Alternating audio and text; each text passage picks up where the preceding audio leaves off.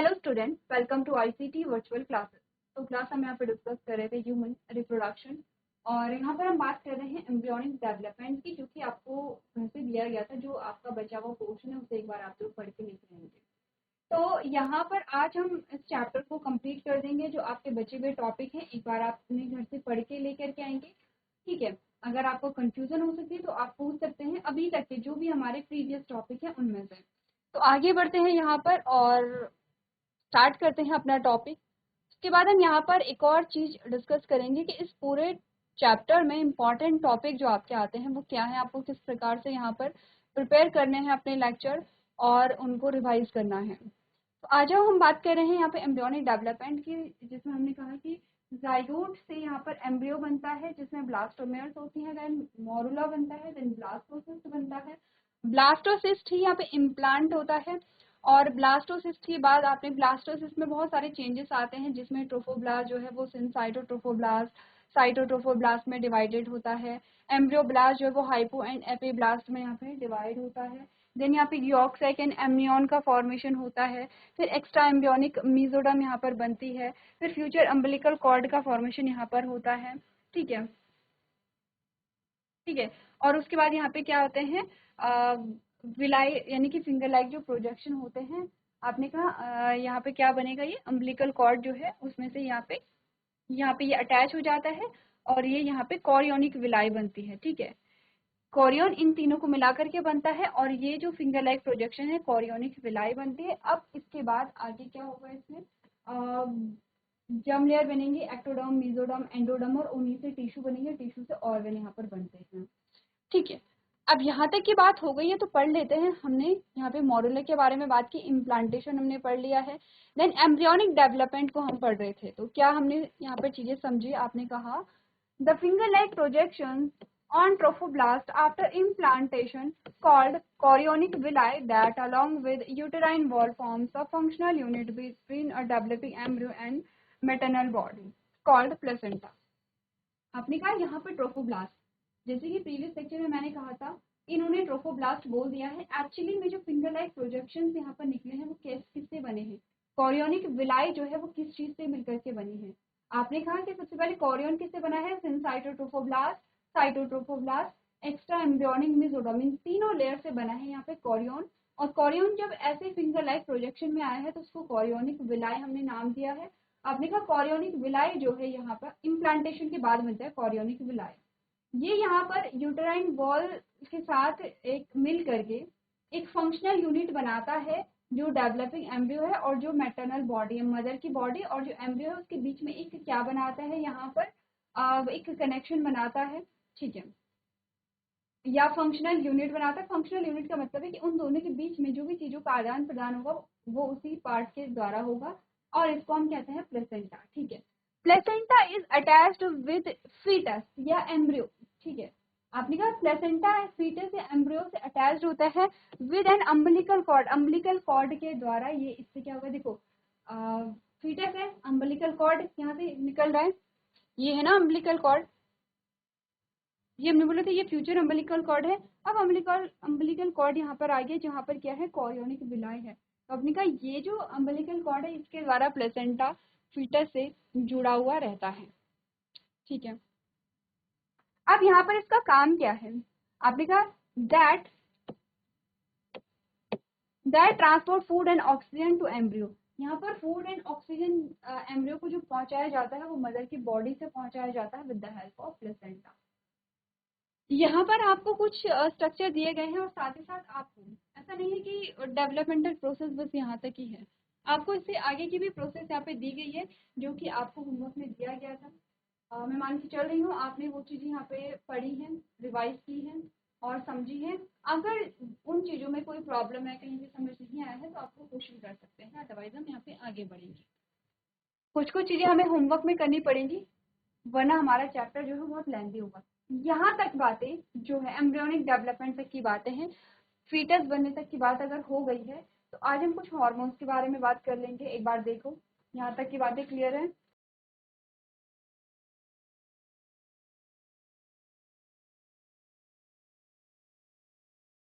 चलिए अब बात करेंगे कुछ हॉर्मोन्स के बारे में, और ये ध्यान रखना कि ये क्वेश्चन बहुत बार पूछा जाता है। प्लेसेंटा से रिलीज होने वाले हॉर्मोन्स के नाम बताइए। या प्लेसेंटा से कौन कौन से हार्मोन रिलीज होते हैं, या हार्मोन के नाम दे दिए जाते हैं, पूछा जाता है कि बताओ ये हार्मोन कहाँ से रिलीज होते हैं। तो आपने कहा हार्मोन, जैसे कि एचसीजी, अभी तक जो हार्मोन आपने पढ़ा है आफ्टर फर्टिलाइजेशन, उसमें आपने बात की है किसकी, एचसीजी के बारे में, ठीक है। एचसीजी ह्यूमन कॉरियोनिक गोनेडोट्रोपिन इसकी फुल फॉर्म है, और फुल फॉर्म भी कर लेना, पूछ ली जाती है कई बार। और एचसीजी हमने कहा वो हार्मोन है जो यहाँ पे प्रेगनेंसी कंफर्मेशन का सबसे पहला टेस्ट यहाँ पर होता है, ठीक है। एचसीजी फुल फॉर्म क्या है, ह्यूमन कॉरियोनिक गोनेडोट्रोपिन। दूसरा हार्मोन होता है एचपीएल, ह्यूमन प्लेसेंटल लैक्टोजन। अच्छा ये ध्यान रखना, एचसीजी कहाँ से रिलीज हो रहा था, गोनेडो ट्रोफोब्लास्ट से, ठीक है। और ट्रोफोब्लास्ट ही आगे चल करके प्लेसेंटा बनाता है। तो अगर आपके पास ये आए कि जो एचसीजी है वो प्लेसेंटा से रिलीज होता है, तो ये गलत नहीं होगा, ठीक है। इसमें कंफ्यूज मत करना कि हमने तो ट्रोफोब्लास्ट पढ़ा था, या ट्रोफोब्लास्ट नाम आए तब तो आपको पता चल ही जाएगा। दूसरा आता है यहाँ पे एचपीएल जो है ह्यूमन प्लेसेंटल लैक्टोजन। अब ये ह्यूमन प्लेसेंटल लैक्टोजन ये भी प्लेसेंटा से रिलीज हो रहा होगा। लैक्टोजन यहाँ पे वर्ड है, इट मीन ये क्या करेगा, जो यहाँ पे मैमरी ग्लैंड है उनकी डेवलपमेंट के लिए रिलीज हो गया, उनमें चेंजेस के लिए रिस्पॉन्सिबल होगा। रिलैक्सिन होता है, relaxin are produced in women only during a pregnancy by placenta। ये जो हार्मोन है ये सिर्फ प्रेगनेंसी के दौरान ही रिलीज होते हैं फीमेल की बॉडी में। इसके अलावा देखो हार्मोन तो और भी रिलीज हो रहे हैं, एस्ट्रोजन है, प्रोजेस्टेरोन है, एलएचएफएसएच भी आपने पढ़ा था। लेकिन एलएचएफएसएच, एस्ट्रोजन, प्रोजेस्टेरोन एक नॉर्मल प्रोसीजर है यहाँ पे मेंस्ट्रुएशन का, मेंस्ट्रुअल साइकिल का। अगर हम बात करें यहाँ पे एचसीजी की, एचपीएल की या रिलैक्सिन की, ये तभी रिलीज होगा जब यहाँ पे प्रेगनेंसी होती है, ठीक है।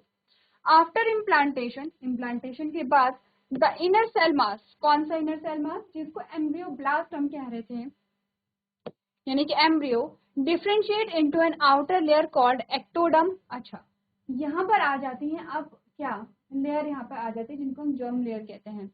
तो आपने कहा कि यहाँ पर क्या होता है, इन्होंने डायरेक्ट बोला है कि इनर सेल मास में ये चेंजेस होते हैं। हमने यहाँ पर क्या बोला है, इनर सेल मास जो है वो एपीब्लास्ट हाइपोब्लास्ट में कन्वर्ट होता है, ठीक है। हाइपोब्लास्ट क्या बनाएगा, यॉर्क साइट बनाएगा। एपीब्लास्ट क्या बनाएगा, एमनियन बनाएगा, एमनियोटिक कैविटी बनाएगा जिसमें एमनियोटिक फ्लूइड यहाँ पे भरा हुआ होगा। इसके अलावा हमने कहा कि ये लेयर मिलकर के यहाँ पे कॉरियोन बनाते हैं, कॉरियोनिक विलाई बनाते हैं। इसीलिए आपको पहले डायग्राम बना करके, ये देखो इसीलिए पहले डायग्राम बना करके दिखाया है कि ये लेयर्स मिल करके क्या बनाती है, यहाँ पे कॉरियोन बनाती हैं। और बाकी जो आपको दिखा रखे हैं ये क्या था, यहाँ पे हाइपोब्लास्ट है, एपीब्लास्ट था। हाइपोब्लास्ट ने यहाँ पे क्या बनाया है, कहाँ पे लेविन के, ये यॉर्क है के। एपीब्लास्ट ने यहाँ पे क्या है कि एमनियन यहाँ पे बनाया है। एक्चुअली में देखो यहाँ पे भी ये डिस्क शेप आएगा ऐसे, ये भी डिस्क शेप है।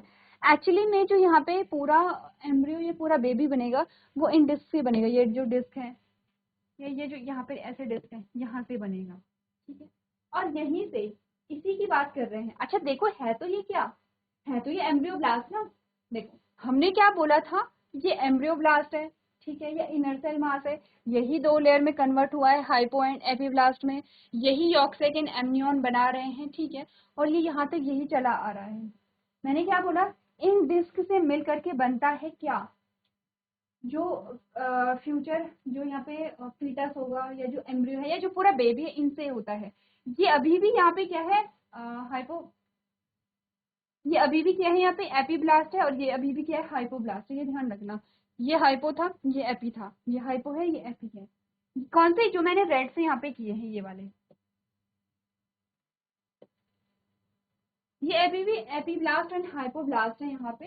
यानी कि ये अगर मैं इनको इनर सेल मास कहूँ कंबाइनली तो भी गलत नहीं होगा। बस ये है कि हम जनरल वे में बात कर रहे हैं कि जो इनर सेल मास है, या फिर आपने कहा ये जो आपके पास आते हैं एपीब्लास्ट हाइपोब्लास्ट, इनमें चेंजेस आते हैं। और as a result of changes क्या हुआ देखो यहाँ पे, आपने कहा आफ्टर इम्प्लांटेशन इन। अच्छा एक और चीज, एक और चीज यहाँ पे ध्यान दो, इतने जो चेंजेस है यहाँ तक,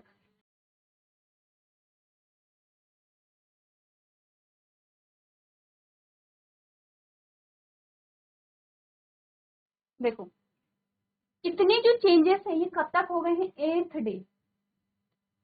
किसके 8th डे में, फर्टिलाइजेशन जो हुआ है उसके 8th डे में इतने चेंजेस आ गए हैं। अच्छा ध्यान दो, हमने बोला था कि जो जाइगोट है जाइगोट में डिवीजन हुआ था, डिवीजन होते होते 4th डे में वो यूट्रस की जो कैविटी है वहां पर आ गया था। ठीक है, देन हमने बोला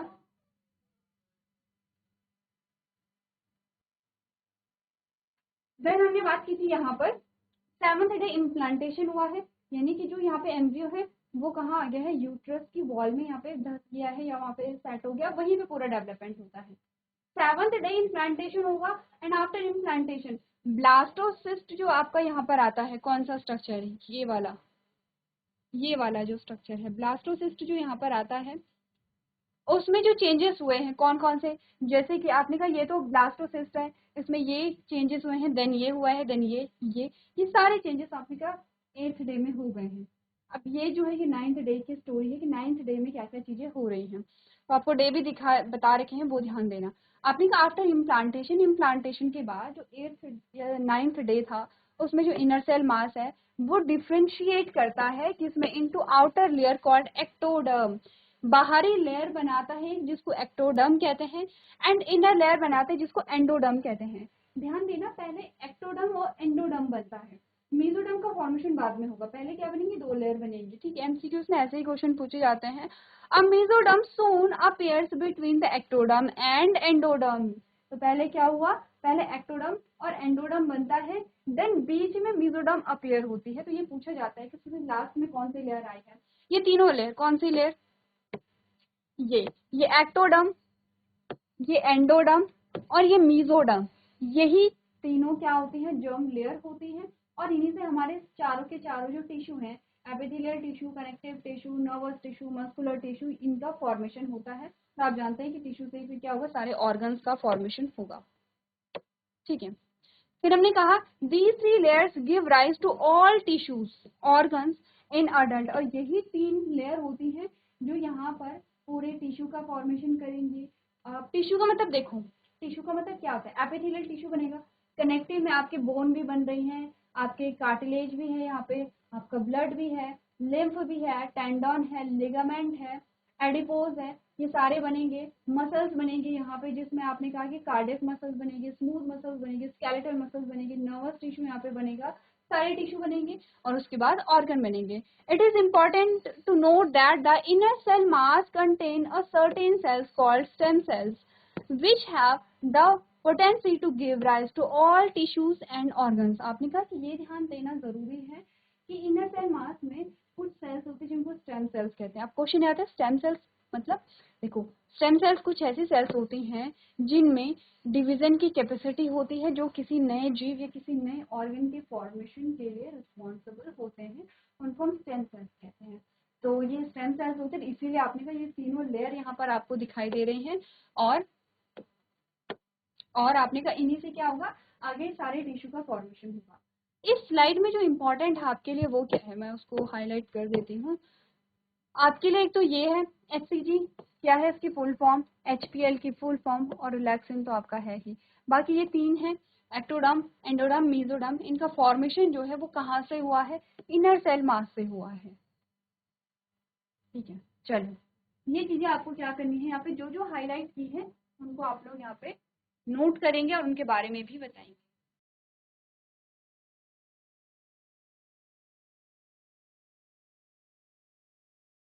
चलिए ये नोट हो गया, आगे बढ़ते हैं। नेक्स्ट आता है in human after 1 month of pregnancy. अब यहाँ पे क्या होगा, after 1 month of pregnancy the embryos heart is form. तो यहाँ पे सबसे पहले क्या होगा कि जो यहाँ पे फर्स्ट मंथ होता है उसमें हार्ट का फॉर्मेशन शुरू हो जाता है। By the end of 2nd month limbs and digit are form. जो 2nd month का एंड होता है उसमें जो लिम्स है और जो डिजिट है यहाँ पे उसका फॉर्मेशन हो जाता है। By the end of 12th month,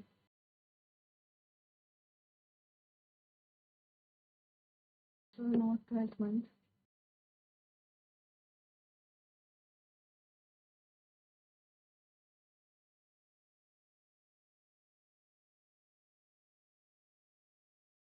major organs and external genitalia organs are well developed. The first movement of fetus is observed in 5th month। 6th month पे पहली ऑब्जर्वेशन, फिर 6th ऐसे मंथ में। देखो fix नहीं है कि 5th में ही होगा या 6th में ही होगा, जैसे कि हमने कहा था कि प्यूबर्टी की एज में वेरिएशन होती है, एक टाइम पीरियड रखा गया 11 से 13, वैसे क्या होता है 5 to 6 मंथ्स में मूवमेंट आएगी। Bye the end of 24 weeks body is covered with fine hairs, eyelids and eyelashes are found. At the end of 9th month, fetus is fully developed. तो ये यहाँ पे क्या होगा, यस यहाँ पे क्या होगा, आपको ये बता रखा है कि किस मंथ में कौन सी जो चीजें हैं वो यहाँ पे डेवलप होती हैं। ठीक है, एक बार देखो,